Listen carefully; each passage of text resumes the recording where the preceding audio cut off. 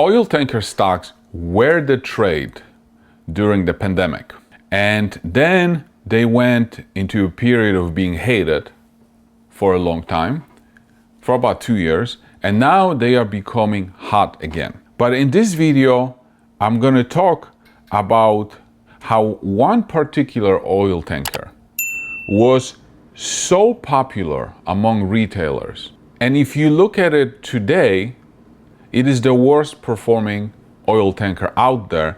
And I'm just thinking to myself, how was this even possible? If you're new to this channel, my name is Mariusz Skonieczny. I run Microcap Explosions, a website dedicated to microcap stocks which are ignored and underfollowed by the investment industry. I also wrote about 10 books on investing, one of which is available for a free download at microcapexplosions.com. I also created Value Investing University, which is a free resource to make you a more intelligent investor. If you look at some oil tanker stocks like Euronav, Frontline, DHT Holdings, Scorpio Tankers, even though Scorpio is on the product side, and you compare the stock prices of these oil tanker stocks versus the peak during the pandemic. So I'm talking about like April 2020 when a lot of these stocks went up a lot and then they went down a lot. And then when you look at those stocks today and compare them, they compare quite favorably. Scorpio Tankers is up like 40% from that peak, not from the bottom, but from that peak, it's up about 40%. Euronav is up, DHT is down a little bit, and Frontline is about flat.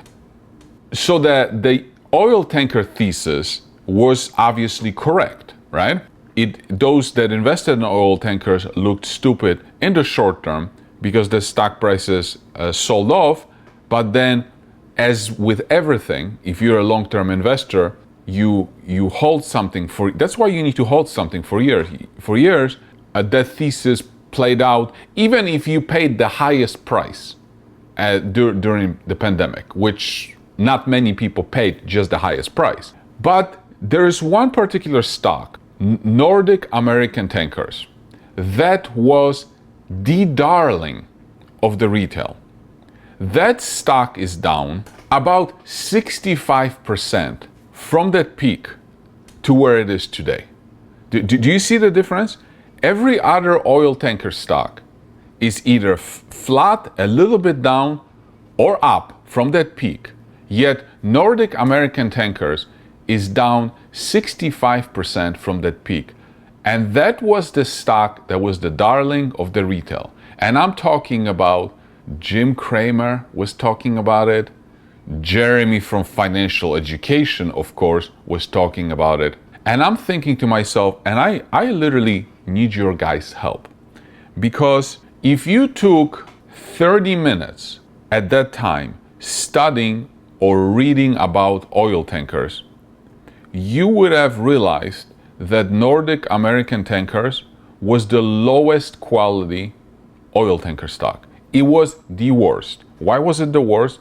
Because it had the worst tanker fleet. Their entire fleet was very old ships. And in the oil tanker business, those ships have a particular lifetime because they are in water, they get eaten, and then over time they degrade and they have to be replaced. And then new ships have to be built, the old ones get scrapped.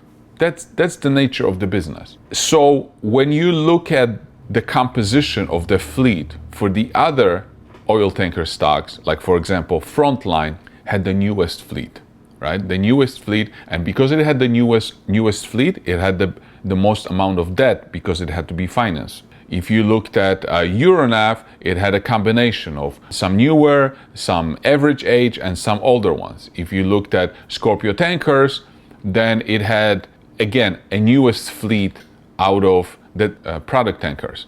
And if you looked at Nordic American Tankers, all of the ships were like granddaddies, like all of them. Or they referred to ships in the form of she, right? So they were all grandmothers, like all of them. So I was wondering to myself, if you were the retail investor, what went through your mind? How was it possible that when the light came on in your head, be like, I need to be in the oil tankers? And how is it possible that they chose the worst of the worst? Seriously, I want to know, why did Jim Cramer interview and talked about Nordic American tankers versus Euronav, Frontline, DHT, which were superior, like night and day? Nope, he chose Nordic American tankers. The same thing with Jeremy from Financial Education. How is it that you chose the worst of the worst? Like, are you trying to destroy people's futures, or are you incompetent? Like, honestly, please help me in the comments below, because I never understood it at that point. It's like you have 10 oil tanker stocks available, and what do? You choose the worst one. I don't know. I don't know how it's possible to pick the worst one. And I'm not talking about Jim Cramer or Jeremy from Financial Education. I am talking about people on Reddit. I'm talking about the entire retail community. How did you find the worst of the worst? I mean, what metric did you use? Like, was it dividends that attracted you? But then dividends are only as good as your ships, right? Eventually they become so old that they are not competitive enough, and then they have to be scrapped. And then guess what? In order to replenish that fleet, you have to build new ones, right? And new ones require you, or you have to buy from somebody. But the new ones require you to have shipyard make it for you. And then you have to finance it. So you have, huge capital outlays that they're not going to be paying any dividends if they have to do it. But seriously, it's just like, it's mind-boggling to me that that particular one was the one that made it on the first page of the newspaper. I want to invest in oil stocks, and I'm going to do Nordic American tankers.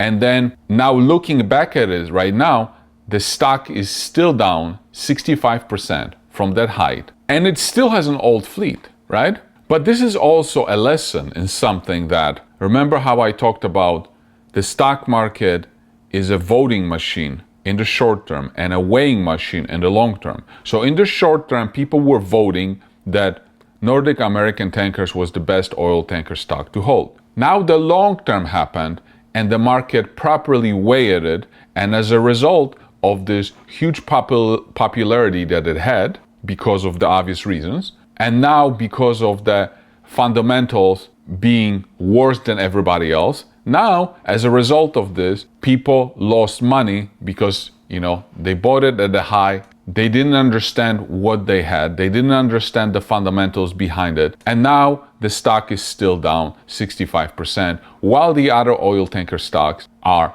up for a very good reason, and people made money on them if they correctly assessed the fundamentals of the oil tanker companies and correctly got the thesis for the whole industry. So anyway, I really want to know, give me a comment below, how was it possible that people in the retail industry chose the worst of the worst?